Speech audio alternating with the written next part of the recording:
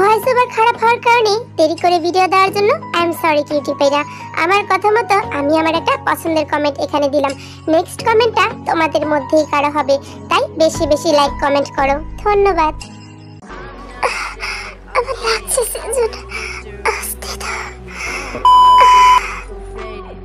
Sorry দে, ভুল হয়ে গেছে। তুমি বলো কোথায় দেব?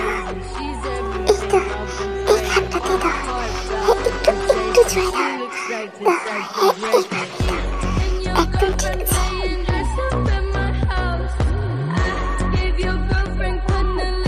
I just can't. আমি আর পারছি না এসব শুনতে। বাহিরে প্রচন্ড জোরে একটা শব্দ শোনা গেল, আর এটা শুনে সিওজিন এবং তে তারা দুইজনে ঘর থেকে বেরিয়ে এলো। আর বেরিয়ে এসে দেখলো সেখানে জাংকুক দাঁড়িয়ে আছে।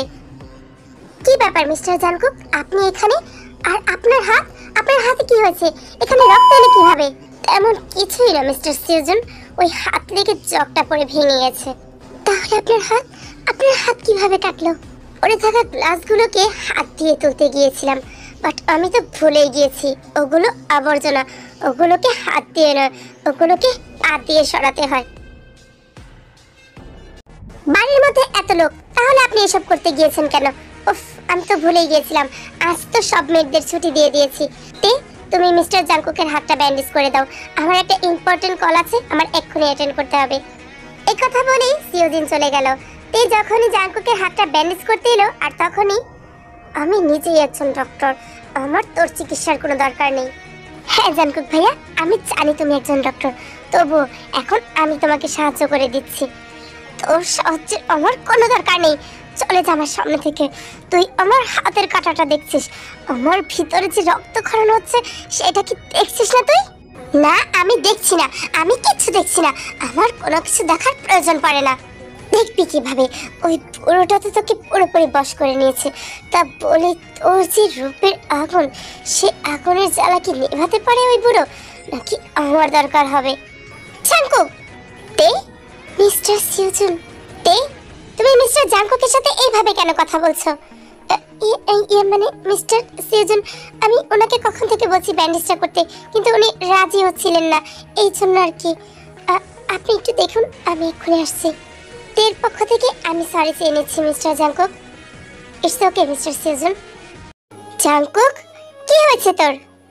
কিছু না, ওই গ্লাসটা দিয়ে আর কি হাতটা কেটে গিয়েছিল। তোকে কতবার করে বললাম আমাদের সাথে চল, কিন্তু তুই তো গেলি না।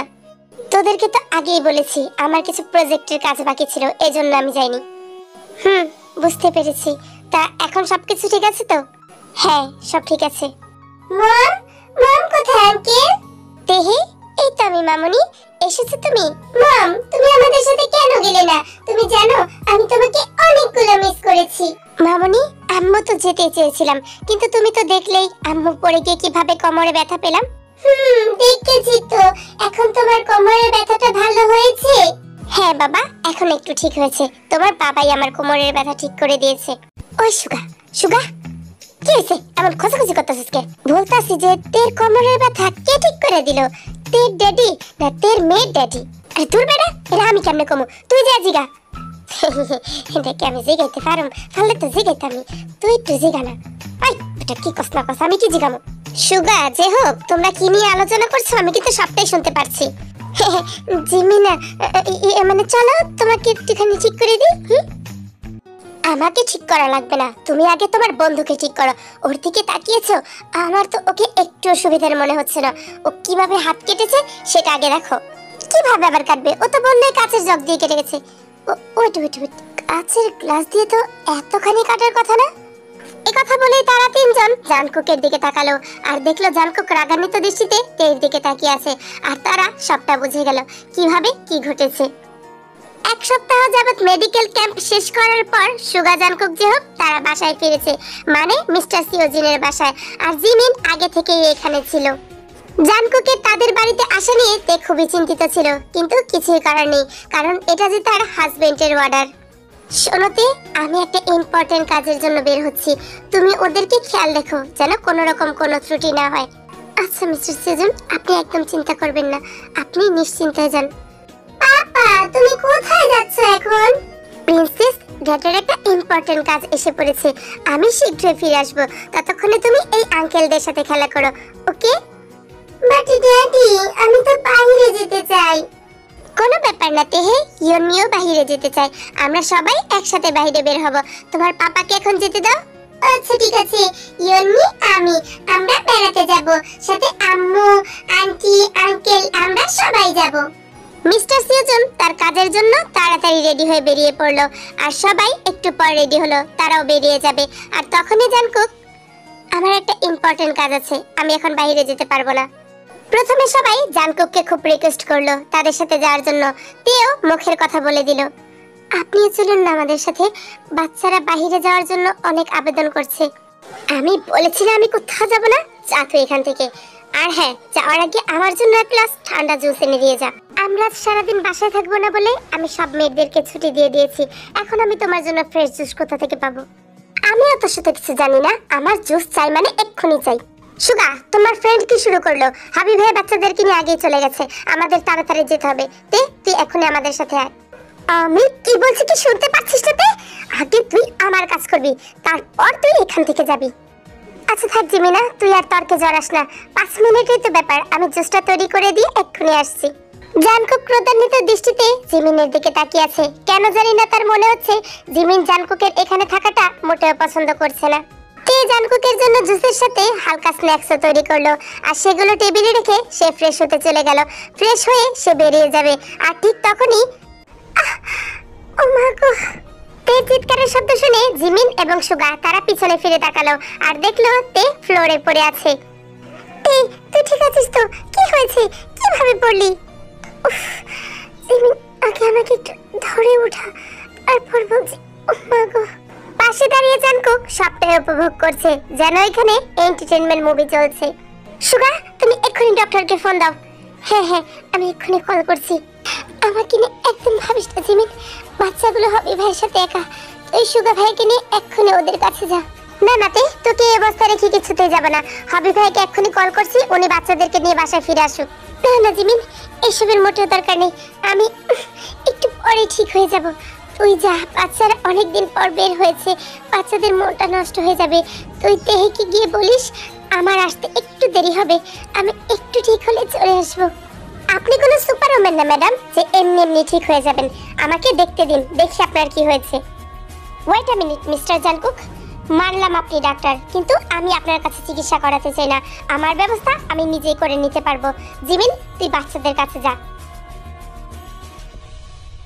তে এবং জিমিনের জানকুকের সাথে এইরকম রুড ব্যবহার দেখে আপনাদের হয়তো অনেক রাগ হচ্ছে, তাই না? আসলে বিষয়টা এইরকম না। আমাদের জানকুক কোনো তুলসী পাতা না। এর সাথে ঘটে যাওয়া এই দুর্ঘটনার পেছনে আসলে জানকুকেরই হাত। কিভাবে? আসুন দেখে নিই। সিওজিন চলে যাওয়ার পর বাড়ির সবাই যখন ঘুরতে যাওয়ার জন্য মেয়েদেরকেও ছুটি দিয়ে দিল, তখনই জানকুকের মাথায় একটা দুষ্টু প্ল্যান এলো।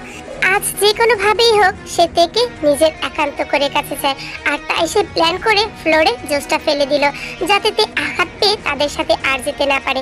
হ্যাঁ, ফ্লোরে অর্ধেক খাওয়া জুসটা জানকুকে ফেলে দিয়েছিল, কিন্তু তে সেটা খেয়াল করেনি, আর সে খেয়াল না করে সেখানে পাড়া দিয়ে পিছলে পড়ে যায়। কিন্তু তে পড়ে গিয়ে বুঝতে পারে এটা আসলে কোনো পানি না, এখানে জুস, আর জুসটা তো সে জানকুককে দিয়েছিল, তার মানে জানকুক এটা ইচ্ছা করে তার সাথে করেছে। আর ঠিক এই কারণেই তে জানকুকের সাথে ওই রকম রুড ব্যবহার করছিল। তে তো জিমিন এবং সুগাকে তার বাচ্চাদের কাছে পাঠিয়ে দিল, আর জানকুক মনে মনে ভেবে নিল তার প্ল্যান হয়তো সফল হয়ে গেছে, সে তেকে একা পেয়ে গেছে। কিন্তু তার সমস্ত প্ল্যানে পানি ঢেলে দিল সিওজুন।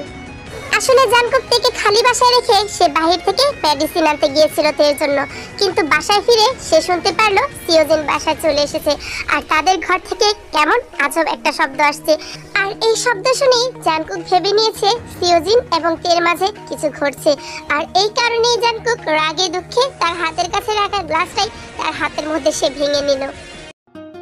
কি ব্যাপার সিওজিন ভাইয়া, আপনি তো বাসায় ছিলেন না, আপনি কখন এলেন?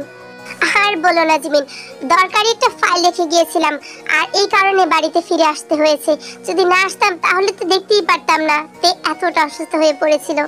ওহ, এই কথা। তে অসুস্থ দেখে আমরা তাড়াতাড়ি বাচ্চাদের নিয়ে ফিরে এসেছি। ভালো করেছে জিমিন। তে, তুমি আমার সাথে রুমে চলো, তোমার অনেকটা রেস্টের দরকার। আচ্ছা মিস্টার সিওজুন, চলুন। তে, তুই ভাবিস না তুই ছাড় পেয়ে গিয়েছিস। আজকে যে অন্যায়গুলো তুই করেছিস এই জন্য তো তোকে কঠিন শাস্তি পেতে হবে।